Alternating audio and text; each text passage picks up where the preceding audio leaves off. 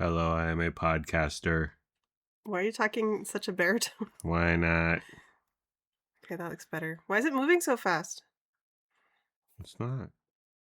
It's just No. seconds. What is time? And oop. Greetings, Internet. Welcome to But I'm Still a Good Person by Vince Nicholas. I'm Vince Nicholas. I'm joined by my sparkling wifey, Carolyn Nicholas. Hello. Hello, honey. Thank you for joining me on our bedroom carpet for our little presentation here. Okay, so we were out on a bike ride, and we were at the end of our bike ride. We go around the park, which is just a stone's throw away from where we live. It's like literally next door. And then a kid comes up to us. He's on a bike also.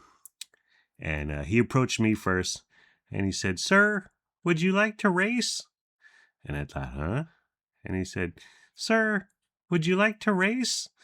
And I thought, well, first I thought, I watch Fast and the Furious. Races should take place in the streets.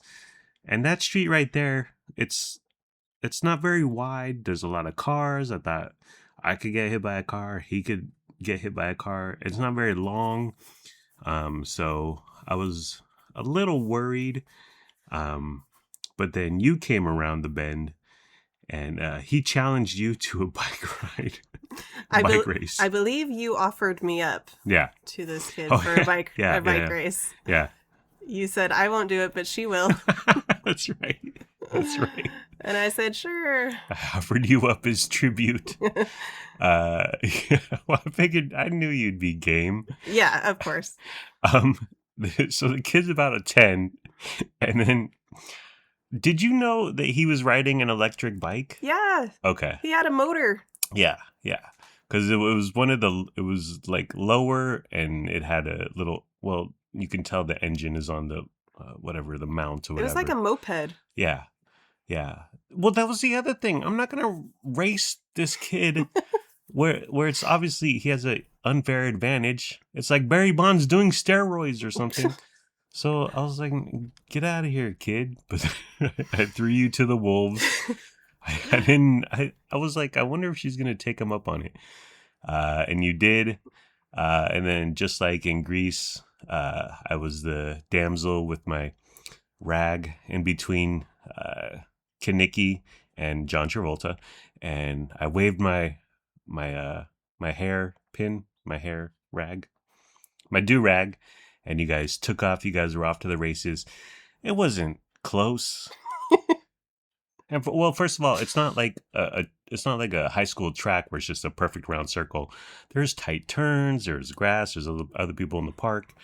I knew before it started that I was losing. Yeah. I knew the outcome. Yeah. So why did you agree? It was a little kid. Yeah. He wanted to do it. It was just for fun. Yeah.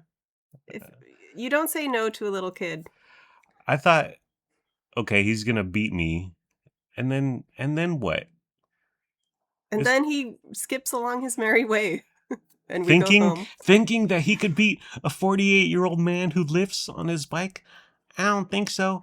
So I'm standing there, whatever, with my bike and watching you guys. And he didn't lap you, but he was done. And you were still about halfway through the sidewalks on the park, through the little walkway. And so it was just me and him. We're waiting for you. And he said, "I think I won, sir." And I said, I don't think so. And he said, "I think I did, sir." And I said, it was a little bit unfair there. And then he repeated himself, "No, I think I won, sir." And I said, "Bro, you have an electric bike? My wife is on a regular bike. She doesn't have a motor. She doesn't have an engine. It was an unfair fight." And I started to pedal away. And he said, "I'm sorry, sir." Like he thought I was upset at him. But really, no. I was just trying to give him a hard dose of reality. Okay. I didn't mean to burst his bubble, but at what point do you just let him think he can win? Yeah. Yes, that's what you do with kids. Yes. Okay. Next time. I tried to counterbalance your poor sense of humor or whatever you were trying to do with him. Yeah. So I was like, I'll get you next time, but that was a good fight. I was just trying to stick it to him, honey. Yeah, all right. Good effort. You know what? I'll try harder next time. I'll say, you won, you beat me, you beat Greg LeMond, you beat Lance Armstrong, and you're the fastest kid in the world. So our neighbor's cat, name is Claire. We call her Claire Bear. Beautiful. Got a little orange, got a little brown, a little black, a little white. Her eyes are Yellowish? yeller. Yeah. She's beautiful. She's super cute, always meowing. And she's always coming over to us. She loves us. Yeah. Whenever we open the garage, she comes over. She pokes around in the garage. She comes over for pets. She does the thing where she like gets on the ground and starts like squiggling on the ground, kind of rolling around. It's super duper cute. So these are our new neighbors, and Claire is a part-time outdoor cat, would you say? She's outdoor mostly during the days. Yeah. And then I hear them calling her inside in the evening. Yeah. But there are days where every time we go out and about or come home or whatever, she just comes out of nowhere and it's like, oh, Claire Bear, what's going on? And sometimes she sits outside their door for hours at a time. It's like, maybe Claire wants to go inside. But should we like take her in? Should we feed her, honey? Should we bring her in our garage with food and litter? Should I install a doggy door? As much as I love Claire, we can't interfere too much with their parenting. Why not? We can't interfere with their parenting. Why not? We don't know anything about cats, really. Yeah. Our only frame of reference is Frankie. I know. We're doing it. I wouldn't say a piss poor job, but the same way I related to that kid at the park is how we're raising Frankie. But I feel so bad about Claire. She's like a refugee seeking asylum or something. She's like Mary when she had the baby Jesus, and there was no room at the inn, don't you know?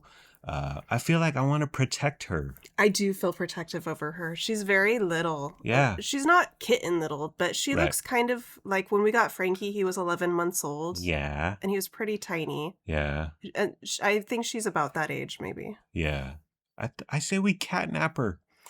Can we at least have partial custody? Like, we'll meet at McDonald's and hand over, okay, here you go. Here's Claire for the weekend. And then you say goodbye. I do feel like we're sort of sharing custody of her right now. Yeah. Unofficial. I don't understand I understand outdoor cats, but in an apartment complex, it can get rough out there. What's the point? A few days ago, there was a big cat that we could see like stalking her. Oh, yeah. And you and I went outside. Oh, and we yeah. were like trying to chase off the big cat. Yeah. Because we were scared. Yeah. But then I was like, we can't just stay out here and watch over her all day long. Well, don't the owners know that? Aren't they concerned about her welfare? Scrapping in the streets.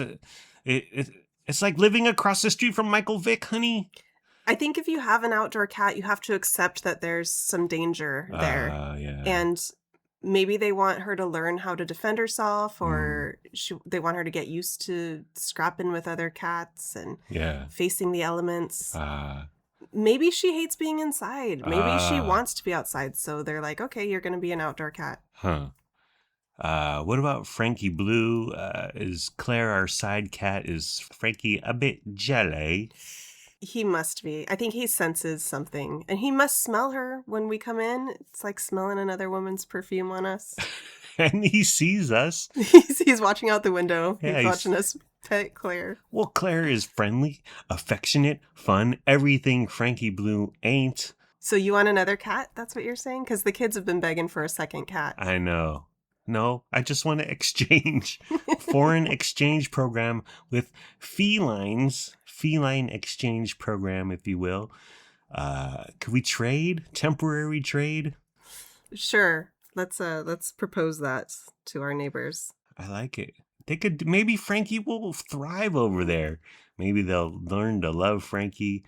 What if we bring Claire in, dye her with various colors so she's unrecognizable? She could be our own, honey. I heard Claire doesn't poo nor demand food at midnight and 3 a.m. That's what I heard. That's what they're saying on TikTok. I say, let's catnap Claire, convince ourselves she's our daughter. In a few years, we'll be part of a true crime documentary. You've noticed that the neighbors who are across the way from us, we can see inside their windows. They can see inside ours. You've noticed something. They've been closing their blinds lately, and I think it's because they've caught us spying, watching, observing. So? I don't know. I'm worried that we've been kind of obvious. Nosy. Well, I'm not staring at them like I used to. For the first couple of weeks, it was just like we're so not used to having people being in those windows across the way. Yeah. So it was like novel and weird, and we had to adjust. We were obsessed. I was kind of looking out there a lot. Yeah. I was curious. I know. But I've kind of simmered down, and I'm used to people being over there now. Yeah. But now their blinds are closed. I know. Do they think we're weird? Yes. I'm still sneaking peeps here and there. But I do it covert. Like, I've played Metal Gear Solid. I know all about being stealth on the low. Well, just today you called me over. You're like, Claire's here. Come see. And so I walked over, and the humans were out there too. Yeah. So I quickly pulled you away. Like, stop it. You're siding with our neighbors, our cruel neighbors, just like you sided with the washing repairman. Actually, in other cat news, I witnessed a cat fight, like a literal scrap. A couple outdoor cats, like they face it. It was just me and Frankie at home, and we're watching out the window, and they kind of get face to face, and they start making these weird feral barbarian sounds, and then they went at it, dude, and it was crazy. And right away, right when they started, right when it got physical, I yelled F, stop it, or knock it the F off, and I ran down there, chased them away. But should I share that video to our little condo Facebook of the cats scrapping? I think everyone knows that outdoor cats just do that sometimes. And you're not used to that violence. But that's how it is out there on the streets. I'm from the burbs, okay? I'm from a Tony suburb in San Diego. I think that's just part of the outdoor cat life. Could Frankie make it out there? Heck no. That's why he doesn't go outside ever. See, I understand, like, if you have a little property, you got a big yard or whatever, you got some acreage. I understand having an outdoor cat, but when we're all living on top of each other, I don't get it. I say, bring your gosh dang cats indoors, you gosh dang inhumane barbarians. But yeah, when I went down there, I chased them away, but there was fur. Like, I seen fur on the street, like when two girls scrap and a wig comes off. It was crazy. And there was a collar. The collar's still out there that came off during this brouhaha. But I don't want Claire to get involved in that. Sweet little Claire. So that's why I want to adopt her, bring her in, shelter her, nurture her, raise her. Also in cat news, there's a mouse/rat problem. I don't know if it's a problem, but we got a notice from our HOA that mouse and raton, as they say in Spanish, are presents and to be looked out for. And the other day, again, it was just me and Frankie. Oh, my best friend, my only friend. And he was going back and forth between the windows. Normal Frankie behavior. And every once in a while I'll follow him and I'll check out. He's so dumb. Like, he'll see a bird or a cat or a mouse, and then he'll stare out that window for the next 4 to 7 hours. And I was like, what are you waiting for, guy? Like, move on with your life, man. But followed him over once and stared out the window. And I saw a rat, dude. Like a rat. I don't know if it was a mouse or a rat, and I'm 2 stories up. But it was sizable, and it was like running around, vermin. It was scary. It was crazy. And that's why we need those outdoor cats. Yeah. They better be out there hunting these rats. Could Frankie take a mouse? I don't think so. Frankie can barely kill like an insect. Right. That's right in front of him. Sometimes he'll injure an insect. Oh, yeah. He slows it down, but I've never seen him outright kill anything. Yeah. Could Claire could take a mouse. She's barely bigger than the mouse. I don't know. Watching a natural selection outside of our windows, I don't know. It's too close to violence for me. So once in a while, Frankie, well, all the time, Frankie comes in our room to be fed in the middle of the night and we're sleeping. But you chase him out sometimes if I can't wake up or don't wake up. Can you do the noise that you do to get him to scram out of our bedroom? And he leaves. I chase him and I make that sound and I just chase him to the doorway of our bedroom. And then, because he just ate like 2 hours prior. Yeah. So he's in here begging for food. It's only been a couple of hours. Yeah. So no. It's effective. It is effective. But I do the same thing. And I run after him and he scrams. But within 2 to 3 minutes, he's back meowing and asking for food. So he always comes to your side of the bed for food. I'm a big softie. Yeah. You're the hard-nosed cop who's all business, and I'm the wide-eyed rookie leading with my feelings and emotions. Your car horn is working now? Yeah, it's a miracle. How? We don't know. And I just randomly pushed on it one day. Yeah. I don't know what prompted me to do that, and suddenly it was working. Yeah. So good thing we didn't spend $1,000 fixing it. Right. Thank goodness. It was probably when I swapped out that 15 amp fuse. I know what's going on. Mm-hmm. I know what I'm doing. But when you didn't have a horn, I would just, if you needed to honk at someone or get someone's attention, I would just roll down the window, lean out, and say, "Hey, stop staring at TikTok, loser." Butter spray and olive oil spray, the spray liquid thingies. What's your philosophy there, honey? After I use it, I wipe it with a paper towel to get the excess spray stuff off the nozzle when I'm done. Yeah. And I've witnessed this many times. I'm always like, oh, what the hell are you doing?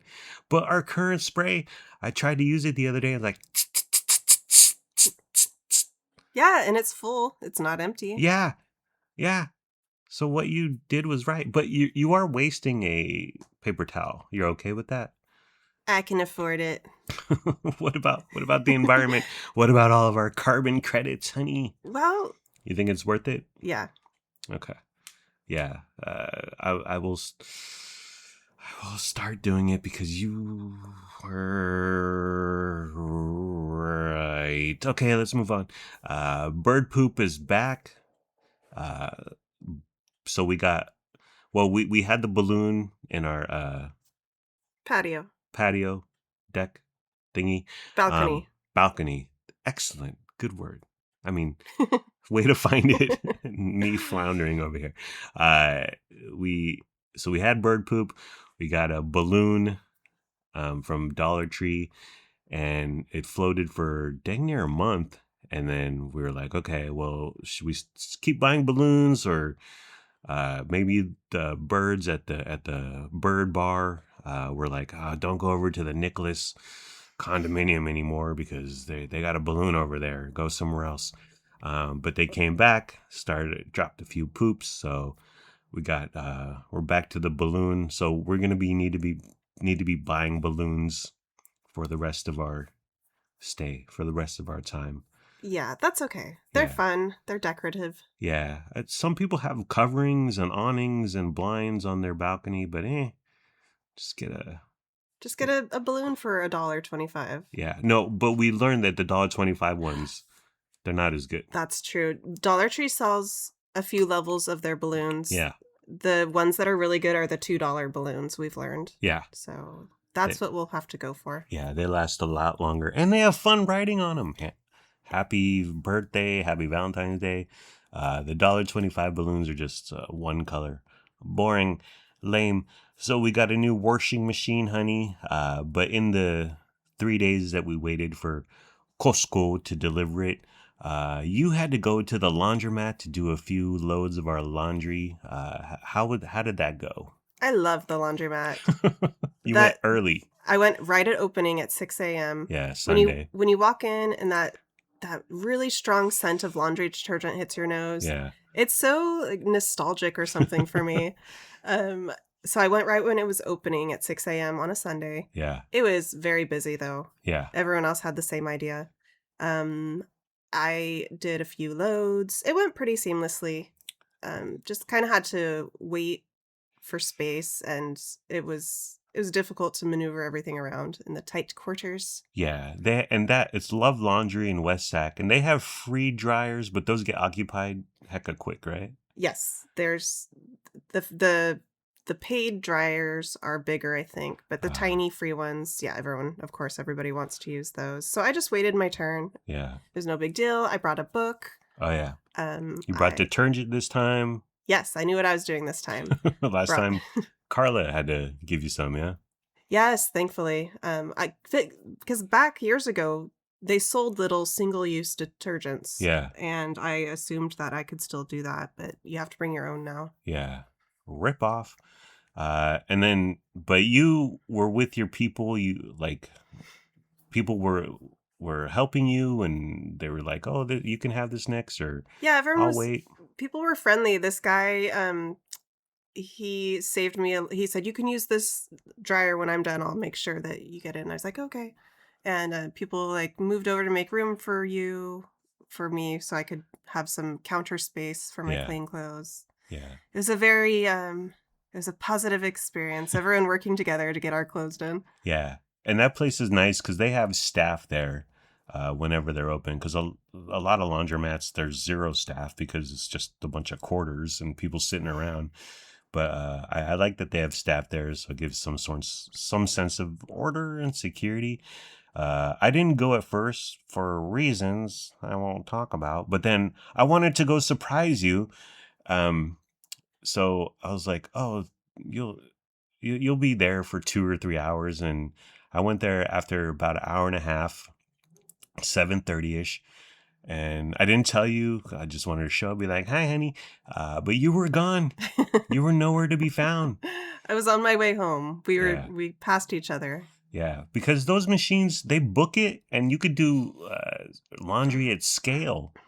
Like you walk in and those like speedy queens, 6 loads here, 10 loads there. You're like, holy Toledo. Yeah, I used 2 machines at a time. Yeah. And the dryer was super quick. It was like a half hour. Everything was dried. What about, you like to wash our bed sheets? How often, honey? I wash our entire bedding once a week. That's crazy. I read it somewhere that you're supposed to do that. Okay. So that's what I've been doing. Actually, maybe a sheet, but you do the mattress topper. Yeah, I do everything. And quilt. It's like 3 loads to get everything done. And it's like an all-day affair. Several hours. I think that's a little overkill. Let us know down in the comments section how often you wash your bed sheets. What do you think about our new Maytag, honey? How's it treating you? I'm happy with it. Same. I like on our old machine, it showed you a countdown of how many minutes you had left in your load. Yeah. This doesn't have anything like that. Yeah. This doesn't make a sound when it's done. Yeah. But it's fine. It works good. It's the volume is bigger. It fits more stuff than our old ones. It's quite the drum. Yeah, I'm happy with it. Yeah, it's a nice little machine. But we have found that it doesn't dry or spin dry. It doesn't like wring out the water as much as our old one did. Yeah, and a quick Google search. Well, I made the statement like, well, front load spin dries clothes better. And you were like, really? And I said, yeah. And then, which is very reasonable in my opinion, I spent about an hour and a half Googling for a headline /Reddit thread /website that supports my theory. And lo and behold, I found one. But to me, it makes sense. The up and down, like using gravity, just like the dryer too. That the top load just doesn't spin dry. And so we've noticed that clothes are a little bit more wet. They take a little bit longer in the dryer, but not a big deal. This week I did. So we have PG&E, and their peak rate hours are 4 to 9 p.m. 7 days a week. So we made a promise about a month ago to no longer do laundry. No more smashing out the lounge from 4 to 9. We've been really good. Yeah. You've been good. You've been enforcing it with Lennox and Luna, the Wild Chows. But the other day, I load up the washer, and in my head, I'm like, oh yeah, I'll start this at 9 p.m. It was sometime in the afternoon, early evening. And I'm like, while I'm loading, I'm like, oh, I'll start this at 9 p.m., but I'll get the soap ready and I'll get all the clothes in here is ready to go. But then I just had mindedness or whatever. And I started a load, honey. And I completed the load, honey. Oh, no. I'm so sorry. Send me to laundry prison. I'm the human form of ExxonMobil. I'm the Exxon Valdez. I really am. Okay. Were we done, honey? Yes. Okay. Well, that's the end of the program. It's been fun, but not really. Let's all try a little harder next time. Like, comment, subscribe, follow, review, and rate, or don't. Do whatever you want. You're a grown-up. Make your own decisions. Do what's best for your family. Please be sure to use our promo code for Love Laundry. We don't have a promo code for Love Laundry. Do you remember how much you spent for a couple loads? No. No. It was under $10. Yeah.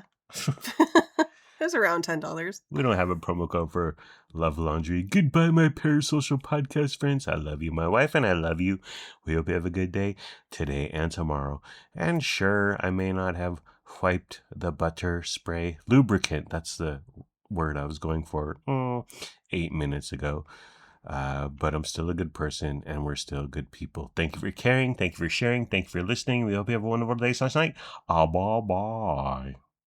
And oop. Ooh. We got chicken. Is that crispy, juicy tender? I can't eat no longer. And oop.